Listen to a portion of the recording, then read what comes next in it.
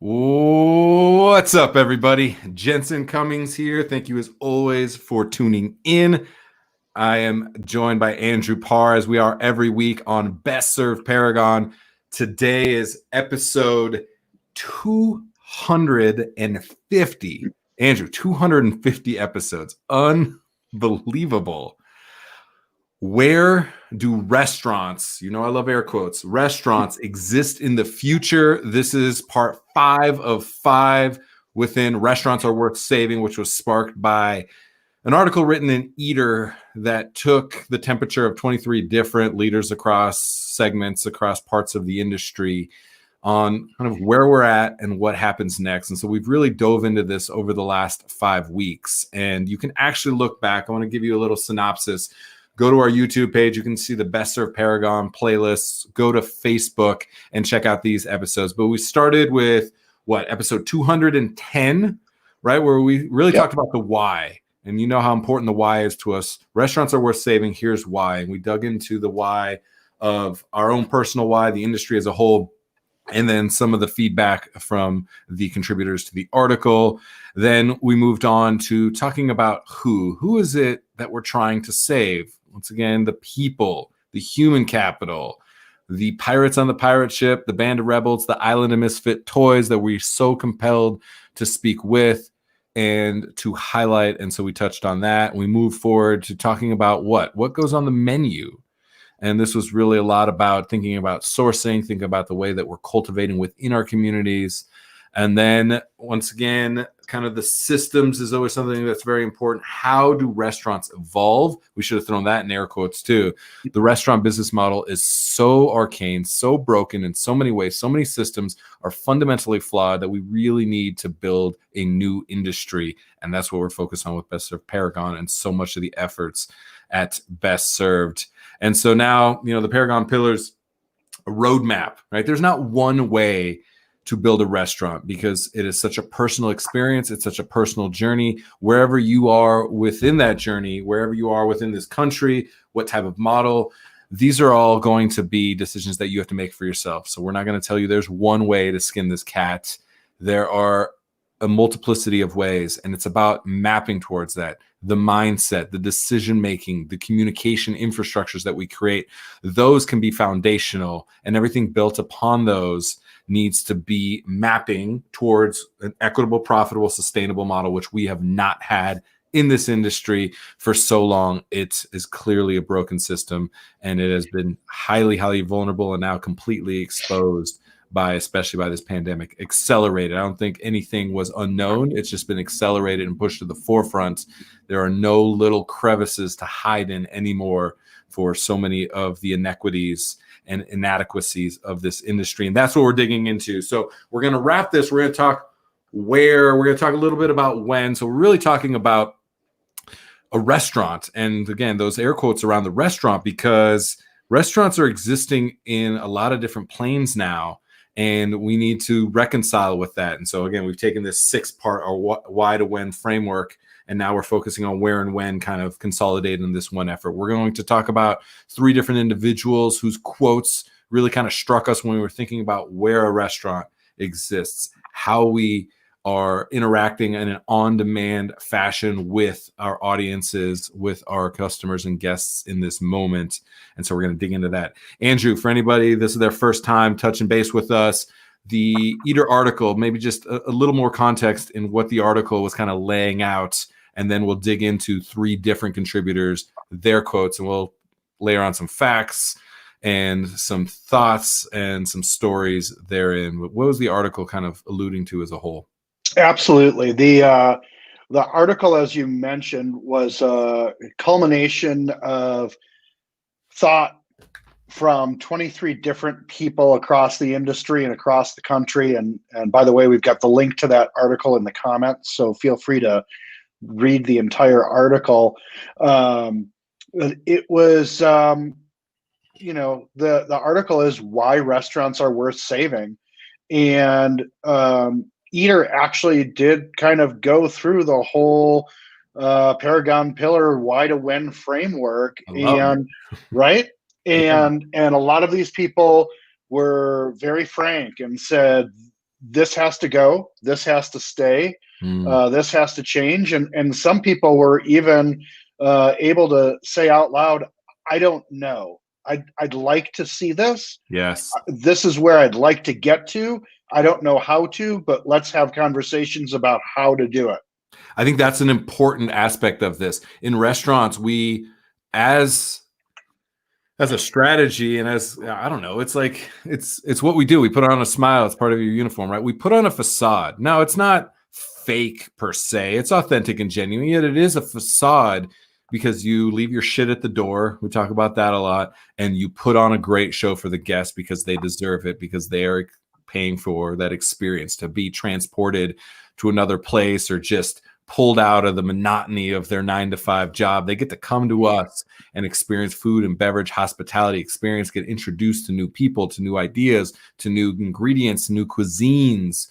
This is what they're coming to do. And so we put on a facade, and I think it's hard for us to then say we don't know, because it's our job to project we do have the answers, at least when it comes to this experiential side. So I really appreciate reading that. It's once again why we're creating a roadmap, not the definitive X, Y, and Z, because we don't know. We don't know a lot of these things. We're just trying to continue to tack towards the humans and our why and build framework around that. So I really, really appreciate that. Let's get right into it. Davita Davison, Executive Director, Food Lab Detroit. What did Davita have to say? So Davita's quote was, if we're really going to think about what transformation and opportunity looks like, what does it look like within the context of having spaces that restaurateurs and chefs could afford?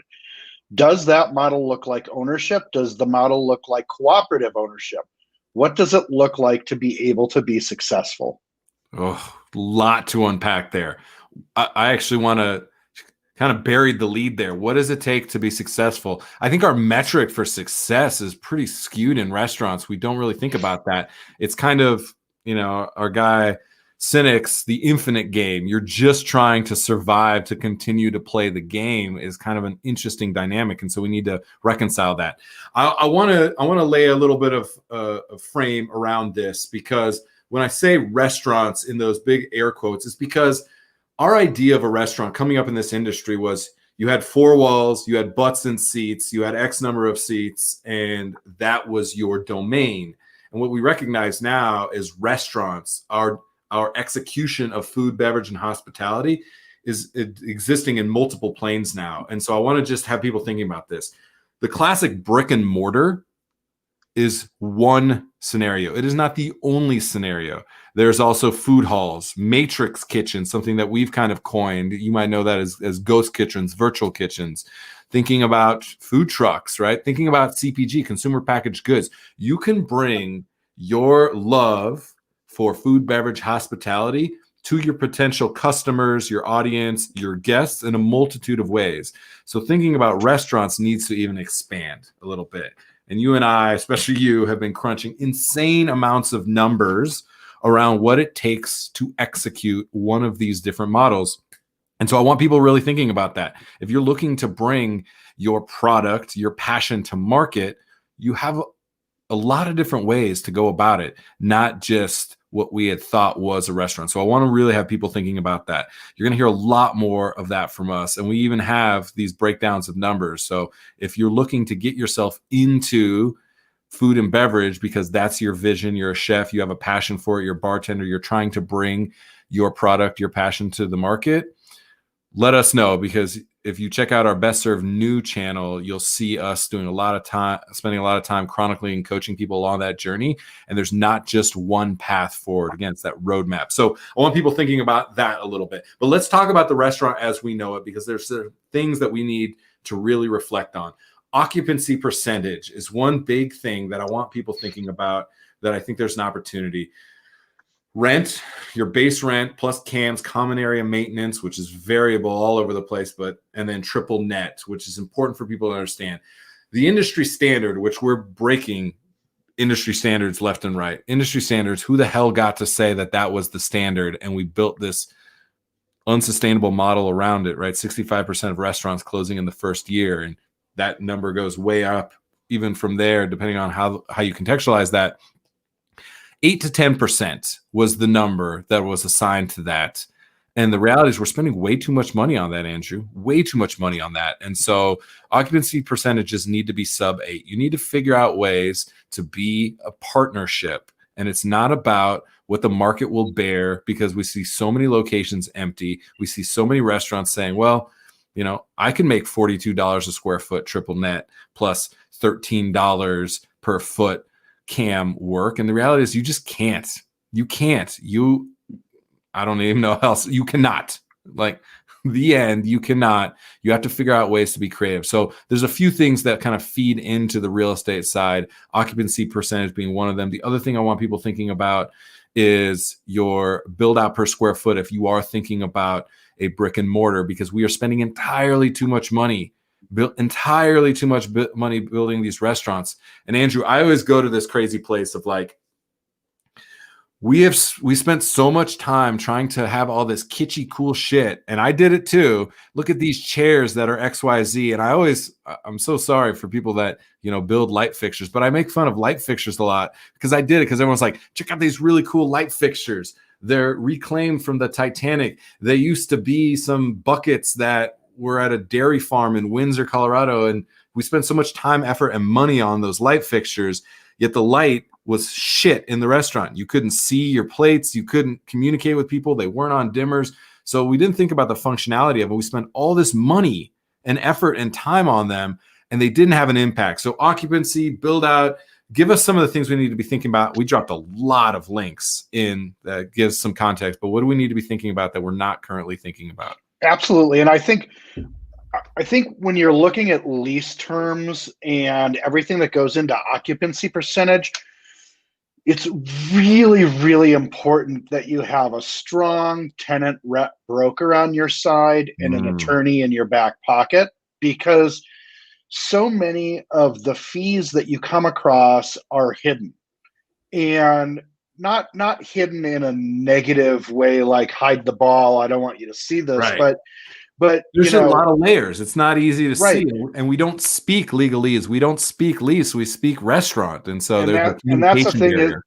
Right. And I think, you know, understanding that your property taxes are rolled up into your lease, right? So just understanding the difference between being in a part of town where you have high property taxes or lower property taxes, or even understanding that CAM charge is actually a variable charge that can increase or decrease year over year, yep, is really important to understanding what the totality of your occupancy percentage is going to be. Yeah, big takeaways here.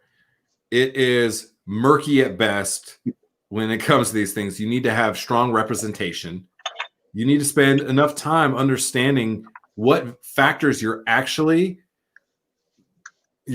trying to assess. So like there's a lot of things that are variable. The rent, what is included in CAM, you know, what the triple net includes, what your per square footage occupancy percentage is, what your revenues per chair are, right? You need to take it all the way down to the chair so that you can do the math of, we need to average $32 per person, $20 per person, $21.50 per person.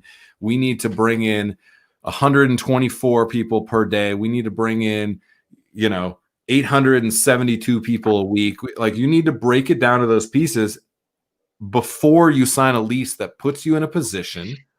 And again, I've been there, spent $500,000 on a restaurant that we should have spent $182,000 on, in a position where you're nickeling and diming with your most valuable asset because you want to pay them $13.50 instead of $16 an hour because you're playing from behind, right? Because we've over leveraged ourselves and put so much capital into things that at the end of the day, some of the best restaurants I've been to spent like $212 at Walmart for their decor, and I still loved it, right? And so we have to recognize what actually matters in somebody's experience. And a lot of things that we were spending ridiculous amounts of money on, they don't translate in the end product, allowing you the opportunity to charge what it's worth, and more importantly, pay people what they're worth to get to that number.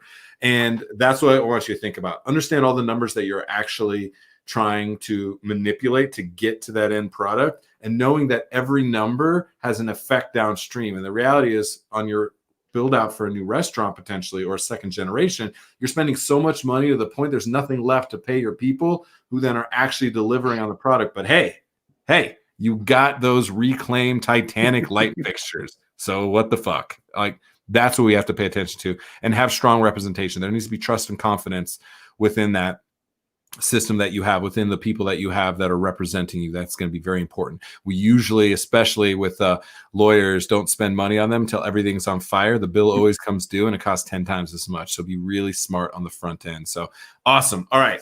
Next, Vishwesh Bhatt, chef, snack bar, Oxford, Mississippi.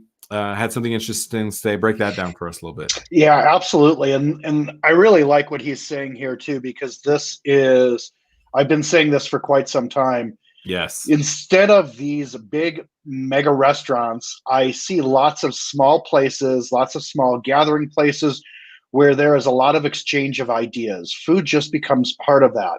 It's not just food. It's not about coming and eating and leaving. It's about talking. It's about politics. It's about everything else. I could not agree more. Let's go straight to the practical side of this. The 3,500 square foot to 5,000 square foot that myself, so many of the chef-driven concepts kind of we came up in, that was the size of those restaurants. Those are gone. Those will not exist anymore. You're going to be in the 1,500, 2,000, or you're in a matrix kitchen where you have 200 square foot of just kitchen, no dining room, right? So smaller is going to be the way that we execute these things. You also going to see a lot of big. You're going to see 20,000, 60,000 square foot mega entertainment center where you consolidate the whole experience in one. You're going to see both. You're not going to see these kind of, again, 3,500, 5,000, 6,000 square foot spaces. One of the things that's important to reflect on that I think about when I think about the actual square footage, the chef-driven restaurant that, I was both very proud of and guilty of being a part of, is some amazing things happened. People started caring about where their food came from, and open kitchens was one of the amazing things where all of a sudden we in the kitchen had a relationship with our guests, because before that, they were just customers who had weird requests and sent shit back. We never had a relationship with them. And so the open kitchen chef-driven concept created a lot more interaction. I think the best thing. One of the challenges was we funneled all the attention to one single person. Again, I was guilty of this time and time again. And we started to forget about our teams. That's one, the pitfall of the chef-driven restaurant, and that 3,500 to 5,000 square foot restaurant paid the price of that because our kitchens got bigger and bigger and more expensive. And the reality is, for a restaurant, you do not generate one single dollar in the kitchen, not one. Every single dollar that your business generates is a butt in seat. If you are a restaurant, it is where the customer exists, not where you produce the product. We're one of the only industries that is actually two different businesses. You're in manufacturing and retail sales. And we're the only business, right, that we put our factory in a downtown, high foot traffic, high rent area. You have the beautiful shoe boutique that sells the expensive shoes downtown. They're right next to your restaurant. You don't have the shoe factory there, yet we do. And if we're allocating 35, 40, 45, 50% of our real estate at that high rent, high occupancy percentage to our shoe factory, and look, I'm a chef. It's important to have a really strong shoe factory, yet we're putting so much pressure on the business to be able to create the revenue from smaller and smaller dining room footprints. That's what we need to reflect on. That's what I think about when I think about the smaller restaurant. Anything else we need to be thinking about when we're thinking about the smaller restaurant footprint? Yeah, I think it's really important, when you're talking about looking at the smaller restaurant. And listen, I agree. I was talking to a friend of mine who's a general contractor and developer last week, and he asked me what to look forward to. And I said, for every 5,000 square foot restaurant, look forward to a demising wall going up. Yes, right. Like that's happening. Yep. But I think that once we get past that and we know that we're in smaller spaces, I think one of the things, especially as regards, well, this goes both front of the house, back of the house. Back of the house, I think it's important to design a menu with equipment needs in mind, so that you can understand the square footage requirement in the back. And I think in the front of the house, it's really important to know that generally speaking, the vast majority of tables are 2 guests, right? And so don't worry about 4 tops and 6 tops. Right. Worry about filling your restaurant thoughtfully in the front of the house with 2 top tables that can be combined to accommodate larger parties, but won't inhibit your throughput for guests when you've got 2 people sitting at a 4 top. Yeah. And, beyond that, as you're saying that, a couple things I think about. One is in the time of a pandemic, right? Only having so much space in your dining room because your kitchen is so big, it's a vulnerability right now, right? Because of the distancing. Also, the other thing, outdoor dining has to be a priority for people right now in this moment. And so thinking about the way that a dining room, the way that butts and seats is thought about and the numbers allocated to that is more crucial than ever. And so, I like to throw crazy ideas at people. I said, well, they say, well, we need this size kitchen to be able to produce the food that we produce. I was like, only in the paradigm of the way that you're thinking about the way that your restaurant operates currently. There's a lot of different ways you could think about that. One of the things that I tell people is like, just imagine if instead of opening one 5,000 square foot restaurant in the most densely populated downtown, high foot traffic, high rent area, what if you opened 3 satellite restaurants of 1,000 square foot each, with a 100 square foot kitchen in it. So 10% instead of 45, 50% of your real estate being tied up to that. And instead of being a destination restaurant, you were this micro community restaurant. And you then had a commissary kitchen where you actually produced all that food and you controlled that. And then you deliver that daily to your multiple locations, ready to go, where you're just picking up that food, you're executing it on, but maybe you don't have to have a hood, maybe you don't have to have a grease trap. Some of these high ticket items that are so expensive, you could think about that. Now you have your own delivery infrastructure, right? Because prep is a huge space suck, and you put that in somewhere where it's $12 per square foot instead of $38 a square foot. You have that opportunity. So I want people thinking about that. I don't know if that is your solution, yet nobody's even thinking about the fact that a restaurant doesn't have to look like your restaurant looks currently. That's what people who are opening the next generation of restaurants are going to be thinking about it. And yes, we don't want bag and box, just like heat, ingredients coming from store-bought X, Y, and Z. I'm not saying that very well. You can control all that. You can create the best possible prep procedures. And now you have the most dynamic possible product going to your guests. You also then rabbit hole, and then I'll be done. But like now you could afford to buy 2 branded vans delivery that are temperature controlled. And now people are seeing your brand driving around town as you're delivering those products, and they show up and they are exactly to your specs, because that's an opportunity that you have that most people are not thinking about. So anyway, that's my crazy tangent there, Andrew. But I think people need to be thinking about there's multiple different ways to have a restaurant exist, and we are putting entirely too much pressure on the business model by our footprints when it comes to real estate. So let's get into Zanat Begum, owner, Playground Coffee Shop in Brooklyn. What did Zanat have to say? She said, I just really hope that even in 6 months' time, that we have this amount of energy. If I could give anybody any advice, it would be keep going. Yeah. Anytime you think that you're not enough, keep going, because you're going to be enough for you. And ultimately, as people of color, as Black folks, we have all the tools that we need to survive on our own. We've always been that way due to the structures of capitalism and the impact of these socialized systems. Wow, that's deep. I feel like there's a couple things to unpack there. One is we always harken back to the human side of this industry. We are the relationship business. We are here to build relationships. And the reality is we've had poor relationships with ourselves. And a lot of that manifests as, substance abuse and these different things. We've had a poor relationship as an industry within taking care of each other. And so one of the things we need to be thinking about is how restaurants are, you're on it, you're in my head, fundamentally the pillars of culture and commerce in their communities, right? The conversation has shifted.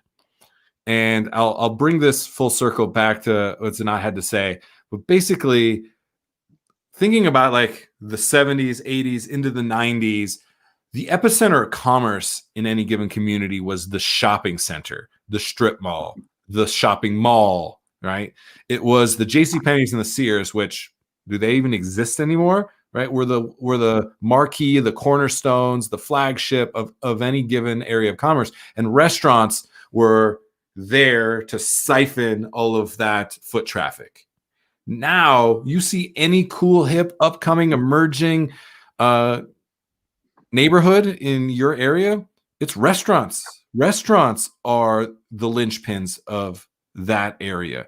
Restaurants are driving the foot traffic to the shoe boutique, to the salon, to the dog grooming place, to the yoga studio. They're driving all of that commerce. And so now we need to reflect on that and recognize that restaurants are more essential than we've ever realized. This gives us an opportunity to look at ourselves in a different way. And I think this is what Sanat was getting to, is that we have looked down upon ourselves and others have looked down upon this industry that is just purely of, we are the help.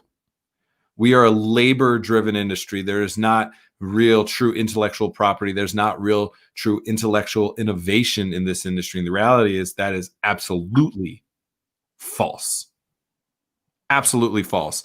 And so that's what we need to do, is buy into each other, buy into ourselves. And we can do that in a very practical way. Thinking forward is what we need to do. We need to do that in the way that we interact with each other. We need to do that with our business models. So the restaurant of days past is no longer necessarily viable. Parts of it might be, you might find a way, yet we need to think about, again, I want to go back to the brick and mortar, the food hall, the matrix kitchen, food trucks, CPG, all different ways, that you can bring your product and service and passion to the market.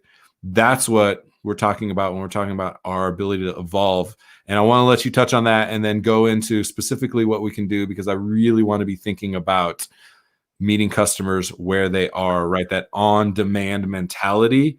I think, we need to go to where the customers are. We were so focused on funneling people into those butts and seats. There's still going to be need for that. Yet we need to start to put ourselves where the customers actually want us, need us, where the demand is.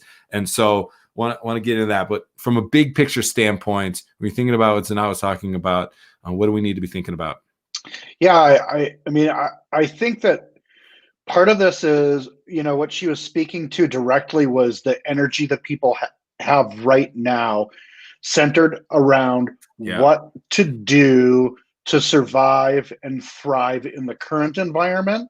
And it seems to me that a big part of what she was saying is that she's hopeful that that level of energy goes well beyond surviving and thriving in this pandemic. And I think it's really important to understand that with, advances in technology, with new business models, there are going to be new competitors who will really truly redefine consumers' expectations. Yes. And I think the time has been for a while, but the time is absolutely now to take that energy and step forward and understand the new marketplace. And it's your turn now to define what you want that marketplace to look like. And we can look at some really big numbers. We're looking at a situation worldwide where delivery revenue is going to increase from 35 billion a year to 365 billion a year in just 10 years. But how do you want that to look? Do you want that fleet of your own branded wrapped trucks, or right? You could. Yeah. Or you could come up with a new delivery model that's beneficial to the entire industry.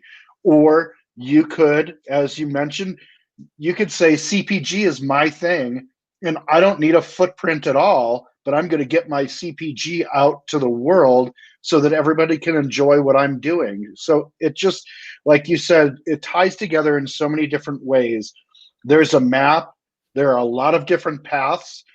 Each path is going to be important based on each individual business, the outcome you want, how to get Yeah. there. So, is there absolutely one answer? There is not, but there are a lot of answers. And right now is the time for people who are innovators to step forward with those answers. That's it. I want to leave you with two little anecdotes that I think encapsulate this. I think about as new culturally relevant cuisines are coming out on the market where there's starting to be a little bit of acceptance, then they can get a little bit, become caricatures of themselves a little bit. Then all of a sudden there's, cultural appropriation that goes into that. So there's a couple layers to think about there. So it's not just like, ooh, there's a new hype thing, let's chase that hype thing. We've seen a lot of that. What I do want you to think about though is, especially with CPG on one side of that equation, you've been thinking about starting your Filipino restaurant. And I love some of the Filipino chefs that we've gotten to interact with. Carlo Lamagna is doing amazing stuff in Portland. Randall Broad down in Dallas.